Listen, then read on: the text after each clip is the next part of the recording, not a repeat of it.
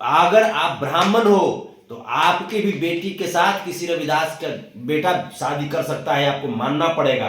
अगर आप राजपूत हो तो आपके भी बेटी से किसी SC ST घर का लड़का शादी करेगा और आपको मान सम्मान देना पड़ेगा और आपको स्वीकारना पड़ेगा। राधे राधे साथियों, जय श्री कृष्ण। कैसे हैं आप सब? हम आपके दोस्त, आपका भाई, भोजपुरी गायक एवं यदुवंशी सेना के राष्ट्रीय अध्यक्ष संतोष रेणु यादव। साथियों, छपरा मांझी विधानसभा के अंतर्गत मुबारकपुर की जो घटना है, उस घटना को हम बहुत गंभीरता से देख रहे हैं। जैसा कि मैंने अपने फेसबुक पेज संतोष रेणु ऑफिशियल से लाइव भी आया था, लाइव में आकर के अपने विचार को रखा था और मैं वहां आना भी चाह रहा हूं मुबारकपुर, क्योंकि ये जो घटना है इसको जातीय रंग देने की कोशिश कुछ असामाजिक तत्वों के द्वारा की जा रही है, कुछ असामाजिक तत्वों का संगठन है उसके द्वारा की जा रही है। आप अगर हमारा ट्विटर देखेंगे, संतोष रेणु यादव जो हमारा ट्विटर हैंडल है, उसमें मैंने न्यूज़ 18 बिहार झारखंड का एक वीडियो क्लिप मैंने ट्वीट किया है आप सबों के समक्ष। उसमें देख सकते हैं कि स्पष्ट कहा जा रहा है कि वहाँ के जो मुखिया पति हैं विजय कुमार यादव जी, उनको जान से मारने के इरादे से ये तमाम अपराधी आए थे और जिनको वहाँ के ग्रामीणों ने पकड़ा और पकड़ने के बाद लाठी और डंडे से पीटने लगे। हालांकि मैं इसका समर्थन नहीं करता, कभी भी मैं हिंसा का समर्थक नहीं हूँ, लेकिन दूसरी तरफ से जो बातें कही जा रही है कि वो लोग अपराधी नहीं थे, यही बातें अगर मैं न्यूज़ 18 बिहार झारखंड का वो वीडियो क्लिप को अगर मैं देखूं, या आप भी देख सकते हैं मेरे ट्विटर हैंडल पे, उसमें स्पष्ट कहा गया है कि वो तीनों जो थे जो पीटे गए और पिटाई के दौरान एक की मौत भी हो गई, एक या दो की मौत हो गई और जो बाकी जो हैं वो PMCH में इलाजरत हैं। तो उस न्यूज़ का जो वीडियो क्लिप है उसमें भी उनको अपराधी ही बताया गया है।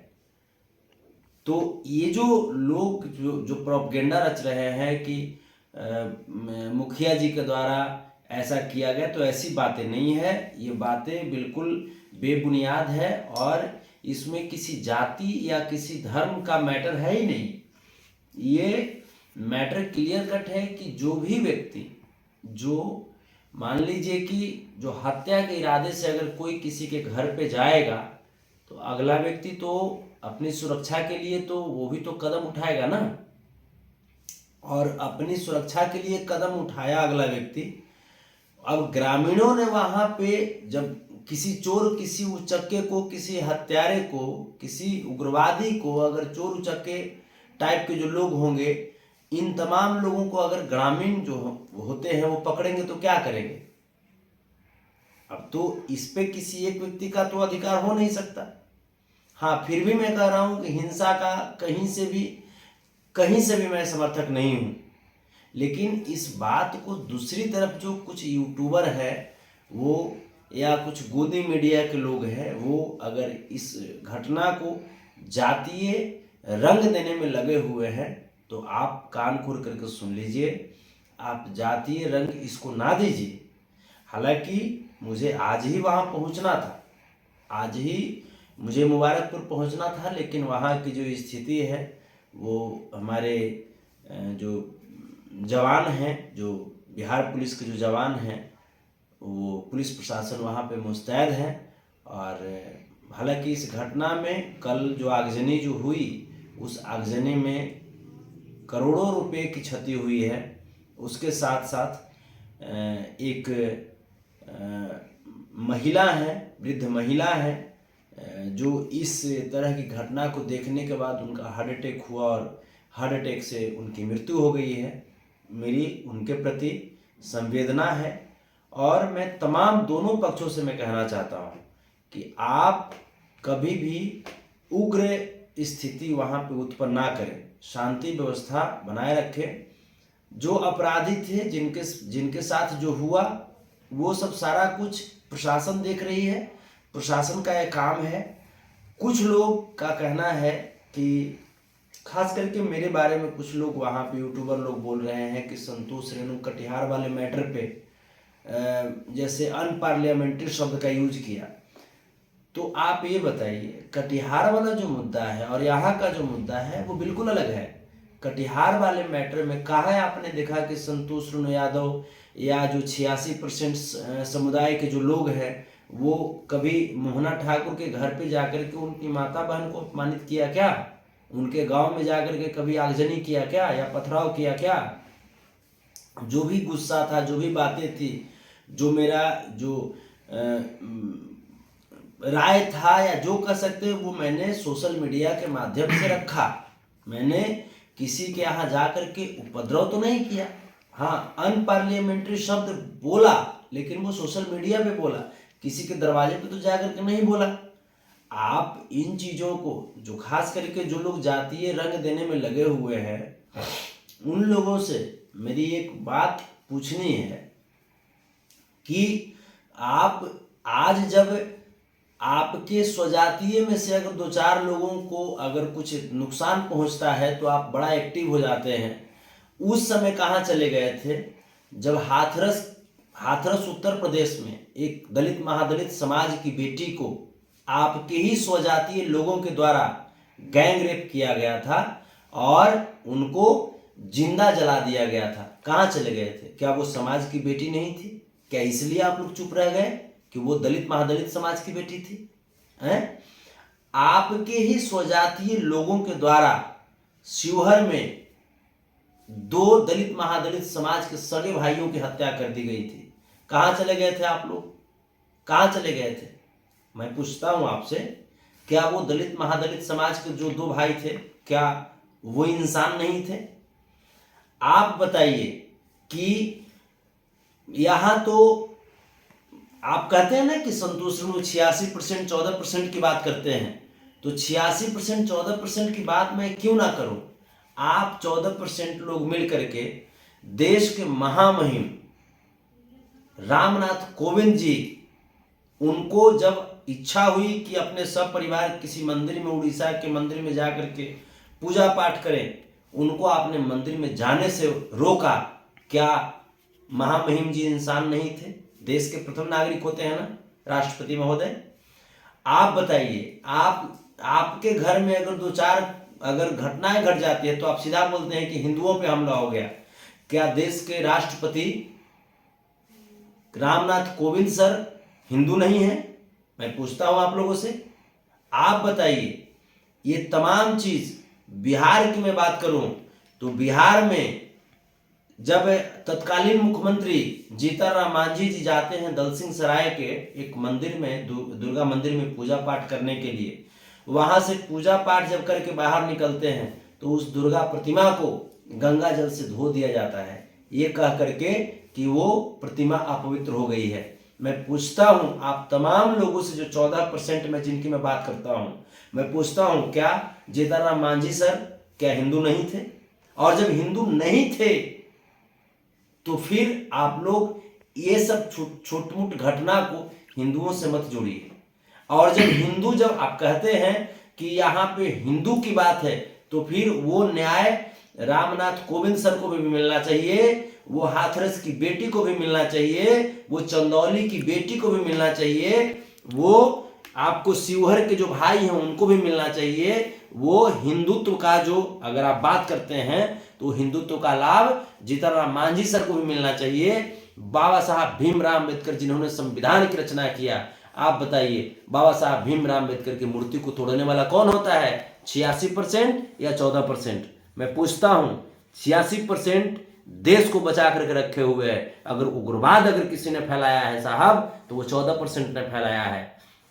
भले ही मेरी बातों से आपको तकलीफ हो रही होगी, मेरी बातों से आपको चोट लग रही होगी, लेकिन जो सच है वो सच है। 86% को जितना आप लोगों ने शोषण किया है सर, अभी बताइए ना, एक धीरेंद्र शास्त्री है, वो बगेसरा जो मात्र 26 साल की उम्र है उसका, और 26 साल की उम्र में 750 करोड़ का मालिक बन करके बैठ गया। किसका पैसा है वो, किसका पैसा? 86% का पैसा है। 14% लोग कितना दान करते हैं? 14% लोग तो दान ले लेते हैं। बताइए, वो 86% का पैसा लेकर के और वो बोलता है कि हिंदुस्तान को हिंदू राष्ट्र बनाएंगे। मैं कहता हूं बिल्कुल आप हिंदू राष्ट्र बनाओ, मैं भी उसका समर्थक हूं, बनाओ हिंदू राष्ट्र। हम तमाम मुस्लिम समाज के लोगों से भी समर्थन तुमको दिलवा देंगे, लेकिन हिंदू राष्ट्र वो 100% के लिए होनी चाहिए, न कि 14% के लिए। मैं पूछता हूं आपसे, अगर हिंदू राष्ट्र बनाओगे तो फिर ये ब्राह्मण, पंडित, राजपूत, यादव, पासवान, रविदास, इसमें भेदभाव नहीं होनी चाहिए। जिस प्रकार से अगर आप ब्राह्मण हो तो आपकी भी बेटी के साथ किसी रविदास का बेटा शादी कर सकता है, आपको मानना पड़ेगा। अगर हिंदू बनाओगे तो मानना पड़ेगा। बनाओगे हिंदू राष्ट्र, है हिम्मत हिंदू राष्ट्र बनाने की? मैं कहता हूं कि इस धीरेंद्र शास्त्री की बहन क्या अगर किसी SC/ST समाज से शादी कर लेगी तो ये अपनाएगा? मैं पूछता हूं। मैं कहता हूं, ये बाबा रामदेव भी बोलते हैं हिंदू राष्ट्र, हिंदू राष्ट्र। अरे साहब, हिंदू राष्ट्र कहते कहते आप लोग कितने हिंदू को कटवा दिए। आप लोगों ने 86% को हिंदू का दर्जा कब दिया? मैं पूछता हूं। OBC और SC/ST समाज को हिंदू का दर्जा कब मिला है? बताइए ना। बाबा साहब भीमराव अम्बेडकर की मृत्यु कैसे हुई? बताइए, कैसे हुई मृत्यु? बताइए। मैं तमाम चीज मैं जब छेड़िएगा तो आपको वहां तक आपको छेड़ देंगे जहां तक आप बेसुध हो जाएंगे। आप जवाब नहीं आपके पास होगा, जितना आप लोगों ने 86% को सताया है। मैं पूछता हूं, ये देश संविधान से चलेगा कि किसी पाखंडी से चलेगा? ये देश संविधान से चलेगा ना? ये देश संविधान से चलेगा ना? तो जब संविधान से चलेगा तो हमारे बाबा साहब भीमराव अम्बेडकर ने संविधान में दर्ज किया है कि यह देश जो है वो धर्मनिरपेक्ष राष्ट्र है। फिर हिंदू राष्ट्र कैसे बनाने की बात करते हो? कैसे बनाने की बात करते हो? तो क्या संविधान के उल्टा चलोगे? तो संविधान का जो उल्टा चलता है वो आतंकवादी होता है। फिर इस धीरेंद्र शास्त्री आतंकवादी को क्यों समर्थन कर रहे हो? बताओ, इस धीरेंद्र शास्त्री आतंकवादी को क्यों समर्थन कर रहे हो? जैसे देश के सरहद पे हमारे देश के जवान आतंकवादियों से लड़ते रहते हैं, वैसा ही उससे भी बड़ा आतंकवादी है धीरेंद्र शास्त्री, और जो धीरेंद्र शास्त्री का समर्थक है वो उससे बड़ा आतंकवादी है। पहले इनको नेस्तनाबूद करने की जरूरत है, तब जाकर के हमारा देश सुरक्षित हो पाएगा। ऐसे ऐसे लोग जो देश को खोखला कर रहे हैं अंदर से, इन लोगों को सबक सिखाने की जरूरत है। और रही बात यहां छपरा मांझी वाले घटना की, तो मैं पुनः दोहरा रहा हूं कि आप लोग जातीय रूप और जातीय दंगा करवाने का प्रयास ना करें। कानून व्यवस्था है बिहार में, तेजस्वी बाबू, नीतीश बाबू बहुत अच्छे तरीके से संभाल रहे हैं बिहार को। जब से RS भट्टी साहब आए हैं DGP के रूप में, तब से कानून व्यवस्था और चुस्त दुरुस्त हो गई है। आप कानून व्यवस्था पे, शासन प्रशासन पे विश्वास रखिए, सब कुछ बढ़िया होगा। अपराधियों को बख्शा भी नहीं जाएगा और दोषियों को बख्शा भी नहीं जाएगा और निर्दोषियों को फंसाया भी नहीं जाएगा। इसलिए शांति व्यवस्था कायम रखिए। अगर जो थोड़ा सा अगर उड़ने का प्रयास किया आपने, तो पंख को नोच करके फेंकने में भी टाइम नहीं लेंगे। मैं बता रहा हूं स्पष्ट, क्योंकि गलती आपकी और फुरफुरा भी आप ही रहे हैं। तो स्पष्ट मेरी विनम्र रिक्वेस्ट है आप सबों से, जितने भी लोग जो फुरफुरा रहे हैं उनसे, कि फुरफुराइए नहीं, शांति व्यवस्था बहाल रखिए, धैर्य रखिए, सब अच्छा होगा, सब अच्छा होगा। जैसा किया आपने वैसा आपको परिणाम मिला है, लेकिन अब ऐसा नहीं कि इससे भी ज्यादा अत्याचार कीजिएगा तो फिर परिणाम भी वैसा ही वाला मिलेगा आपको। चलिए, बहुत बहुत धन्यवाद। जय श्री कृष्ण, जय श्री कृष्ण।